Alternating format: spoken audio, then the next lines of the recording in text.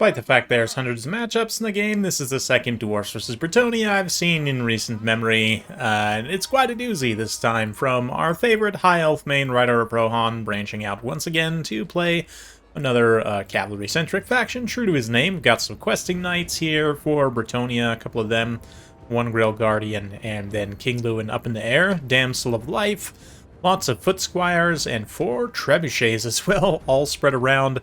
Quite the wild build for Bretonnia here. Interesting stuff. The opponent here is going to be Strat Game playing the Dwarfs. He's got also a pretty interesting build altogether. Thoric Ironbrow on foot. He's also got the Thane here with the great weapon Hans Valhirsen. Looks like a flame cannon and some regular cannons. Dragonback Slayers plus Giant Slayers. We've got miners with charges and warriors as well as, yeah, Longbeards in the back. Very interesting. The Ethereal Thane and then the Engineer also. Didn't call him out, but yes, we do have a Master Engineer here for additional smoke bombs, flash bombs even. You don't see the Engineers. I don't know. I don't see a ton of Dwarf games in general, to be honest, but I typically don't see Engineers, which is kind of an odd one to me because flash bomb is so good. Like, I would say if you have an empty hero slot, it's almost worth taking double Master Engineer. I believe you can. Right, in Fruit Rules. I'm not sure about that, but yeah, Flash Bomb, very good. Of course, Grombrindle also has access to it, but definitely a solid control and debuff ability for the Dwarves. Help them try and limit your opponent's fast units as much as possible, and you let your own melee units engage and get good value. Of course, Flash Bomb does have a melee defense debuff component and 60% speed, which is just amazing. Also has ballistics calibration. And Artillery Duel is going to be the order of the day initially. Trebuchets are definitely winning. Strat Game is kind of advancing somewhat, but because the blocky dwarven formations here, any contact that is made is going to be very effective. Rider Brohan also has much greater volume, like 3 versus 2 pieces. I guess not a much greater volume, but the flame cannons had to pull up within its range to even, you know, get started participating in this artillery duel. So this isn't something you see all the time in land battles. Definitely takes a matchup between two different factions that want to sit back and shoot to see a proper artillery duel, but it is something that can happen. The Dwarfs are definitely one faction that seems to happen to quite a bit, since that's mainly, you know, one of their primary play styles, right? Is to sit back, shoot with artillery, pound away, get good value. But so far, trebuchets have been doing okay. The thing is, once the cannons get in range, and especially the flame cannon, the DPS and the accuracy is going to be much better, and they'll be able to just shut down the Bretonian artillery very quickly. So Rider Rohan kind of baits the Dwarves forward a little bit here, somewhat closer, so that at least the flame cannon can start shooting. And he's going to move in with all hands at the same time. Try and get a nice envelopment, bring every single body in here to engage. I apologize if you just heard my wife sneeze in the background. I love her so much. Married life's been great, by the way, in case you're wondering. I got married last fall. Some of you guys might have known, some of you might have missed it, but yes. My wife is incredible. Had a really nice date on this Saturday. I'm recording this. Now I'm back, doing one of my other favorite things, which is bringing you guys some awesome Total War Warhammer content. And speaking of love here, gotta love a nice swipe from Lewin. He does deal magic damage innately, I believe, yes.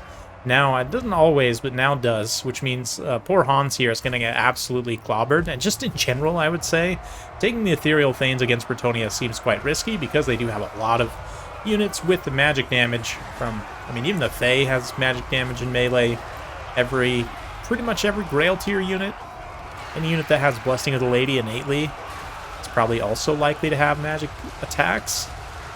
But he will be able to contribute some single entity damage here before he dies.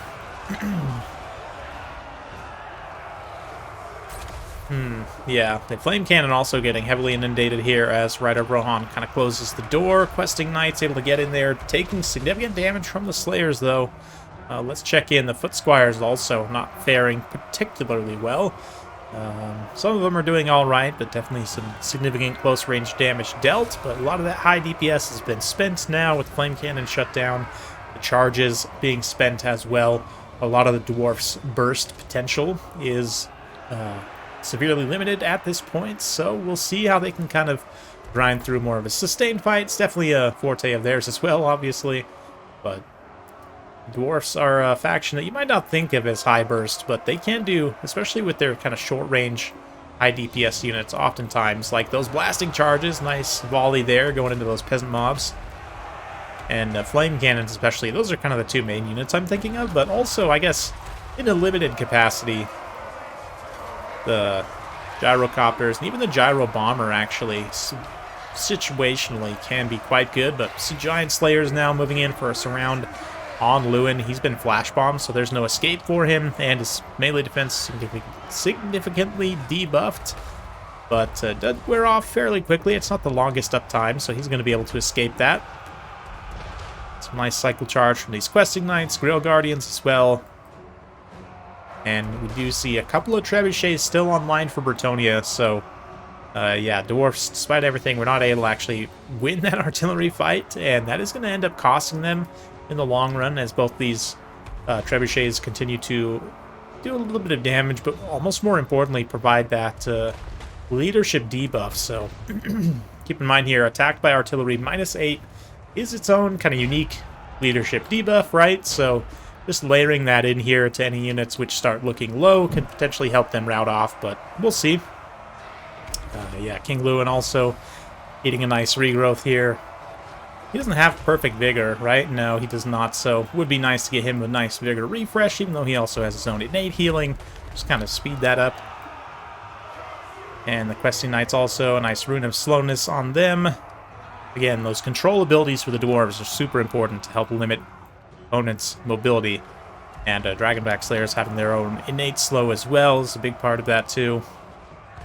Minus 30% speed on them, so dwarves don't really have access to poison, but plenty of other speed debuffs, bound and innate, try and help control the flow of the battlefield to a degree. But we'll see, the Slayers even still having a hard time keeping up with those cavalry here. The Knights of Bretonnia forming into a beautiful blob. Absolute death ball as they start to roll over some units. King Lewin also. Oof, nice flash bomb there, but there's not really a lot of units to quickly follow up, so he is going to be able to pop back up in the air. And honestly, might have just left him in the air, but might as well just charge back down. Got that charge bonus going again. Get in here, debuff with some Sword of Corone. Try and finish off that Master Engineer. Since, I mean, he's helping somewhat here. He's definitely providing that extra flash bomb, you know, utility. Only a 2-second duration. But, hang on, no, 16-second duration. So, again, not the longest uptime debuff, but it is quite a significant one. And especially if you have Slayers in position to just immediately punish, it'd be devastating. But right now, it seems like Rider of Rohan's doing exactly what he needs to. Just continuing to cycle charge the cavalry, keep them in a nice death ball. And especially with Lewin together, they can act as a really strong terror routing force. Ooh, a little bit of friendly fire there from those trebuchets, though. Gotta be careful with that.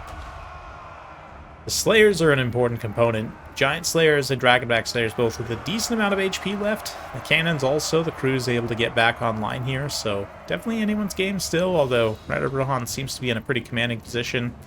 The Dwarfs' leadership is going to be tough to crack, and they're starting to form up into their kind of signature late-game death ball, infantry death ball. So, as powerful as the cavalry death ball is for Bretonnia in general, in this specific instance, it's taken a lot of damage, quite tattered at this point. There's a lot of dwarfs left on the field, so we'll see. Lewin moving in, finishing off some leadership with some units. Nice, again, attacked by artillery debuff on those Longbeards. Yeah, they're immune to psychology baselines. They won't tear rout, but still, just that extra leadership penalty. Not quite enough to make them rout, but perhaps on the next go-around. Ooh, nice volleys hit there, contacting multiple units, including those Giant Slayers, which, I mean, Dwarfs really cannot afford to be taking damage on those Giant Slayers right now, but, oh yeah, the late-game Trebuchet, who saw it coming? Definitely not me. This one cheeky one gets online over here as well, just to send a message. They're going to be side-shotting this unit of Longbeards right here, but, oh yeah, absolutely nasty. And trebuchets, while their accuracy generally is pretty poor, I mean, again, it's just that little bit extra to push you over the top, and they have actually paid for themselves just straight up on damage here. One of them almost 1,400 damage value, 15,000 damage dealt. I don't know. Maybe they buffed the accuracy at some point in Total War Warhammer 3, and I never noticed, but definitely possible. But it seems, I mean, they've had some good high-value targets to shoot at. Nothing crazy insane value, but just the consistency of being able to use up all their ammunition has definitely been quite beneficial. But a little Earthblood here to heal up these remaining cavalry models as Dwarfs try and reform ranks. Strat Game has been doing a decent job of not getting completely overwhelmed here and maintaining some kind of defensive posture and poise, but things are looking rough. Nice cannons back online, though. This is going to be a, again, late-game artillery duel. And we'll see. I mean, I say artillery duel. It's not like Bretonnia's got much ammunition left. And likewise, Lewin doesn't care, let's say. He has nothing left to give except to just come in here and smack around this artillery crew. Another smoke bomb on him. He's going to get hit by those slayers as well, but it's all he needs to just impact his cannon crews, dismount them, and then that leaves this whole avenue basically open for the knights to try and finish it off. Giant slayers, though, they do want to avoid. Notice how even still, Ryder Rohan respecting that unit of giant slayers there, not wanting his cavalry to get caught up. Lewin, on the other hand, has been able to defend against the attacks of the dwarfs just fine, so yeah. Not that he would have been able to pull out of combat anyway, because of the smoke bomb, so definitely better to just leave him fighting, not expose his side or rear to any flanking attacks. Now let's see here. Definitely slowly going in Bretonnia's favor. We'll fast forward a little bit through this endgame cleanup, as Lewin again forces a little blob, like one random trebuchet shot just landing ineffectually for the most part, but yeah. Strat Game gonna get his Slayer squad and his hero squad to wander over and try and take out that artillery crew, but check this out. Ryder of Rohan literally dismounts this artillery crew, and I believe if he takes this artillery crew and remounts one of the other units, they can actually, as long as it's the exact same unit type, they can actually use these other artillery pieces, I believe. Someone correct me. I'm pretty sure that's the case, but it doesn't work for regiments of renown, right? Because it's not technically the same exact unit type. But if it's like, you know, the same exact unit type, I'm pretty sure you can. Like, I'm pretty sure he could even go take up all 4 of those potentially and fight with that if they had enough crew members to man all 4. But will it end up mattering? Hard to say. We've got some more mobs piling in. And the mobs supporting the Grail Guardians, actually. I say they're mobs. They're actually the field artillery crew here, but they're basically mobs at this point. Just a few extra bodies to saturate in on the Slayers. And it definitely is helpful, even though they're not really doing anything directly in combat. I mean, they might be getting 1 or 2 hits on the Slayers because of their lack of melee defense and armor. Those 1 or 2 hits are going to be very cost-effective, but it's more so about just providing bodies for the Slayers to attack, rather than them attacking Lewin or the Knights, so that they can actually do the damage. And yeah, we'll get the banners out of the way so you can watch this late game scrap between Thorek, his bare shoulders, just getting sunburned. Didn't take any sunscreen, even though his start position is in the desert. You would think he'd be prepared at this point, but no. Alas, it's not meant to be. The rune of sunscreen has not yet been crafted. And as a result, his crispy, blistered shoulders cannot defend him against the attacks of Lewin, although Smoke Bomb will definitely try. The damsel's in here in combat as well. Oh, I don't know, actually. I don't know.